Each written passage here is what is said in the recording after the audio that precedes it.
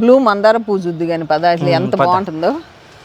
చిన్నది ఇరుకు చాలా బాగున్నాయి. ఇరుకు ప్లేస్ ఇరుకు అసలు ఎంత బాగుంటుంది. ఇప్పటి వరకు ఎవరైనా బ్లూ మందార చూసిరుంటారు. బ్లూ మందార దేవుడికి ఈ బ్లూ మందార చాలా మంచిదంటే ఎతికి పెట్టాం. ఇదిగో శివ మర్రి చెట్టు 2005లో పెట్టిన మర్రి చెట్టు. 2 ఉంటే ఒకటి మొన్న మిస్ అయిపోయింది. 2005 20 సంవత్సరాలు అవుతుంది. ఇంకోటి కూడా చూపిస్తా జువ్వా. ఇది మర్రి. ఈ ఫ్లవర్ కూడా బాగుంది, ఎల్లో కలర్ చాలా బాగుంది ఇది. సో ఒకసారి గమనించండి, ఒక ఫ్లవర్లో ఇవి 5 రెమ్మలు ఉన్నాయి, మళ్ళీ దాని తర్వాత రెడ్ కలర్ ఒక 5 ఉన్నాయి మంచిగా. మళ్ళీ 5 రెమ్మలు 1 2 3 4 5 మళ్ళీ 5 ఉన్నాయి నీకు. సో ఇది ఆర్టిఫిషియల్ మన పెళ్లిళ్ళలో డెకరేషన్ చేసేది. ఇదిగో మల్బరీ ఇక్కడ బ్లాక్ ఉంది. ఇందాక ఇది తిన్నావు కదా, ఇది తిని చూడు ఎంత బాగుంటుందంటే.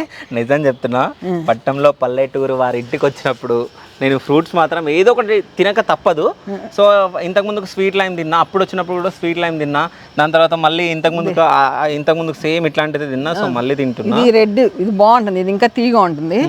నీకు ఇంకొకటి చూపిస్తా, కింద మిరాకిల్ ఫ్రూట్ చూపించలే నీకు, అదొకటి చూపించి కింద కాయ ఉంది, అది తిన్నాక నువ్వు చూద్దు కానీ.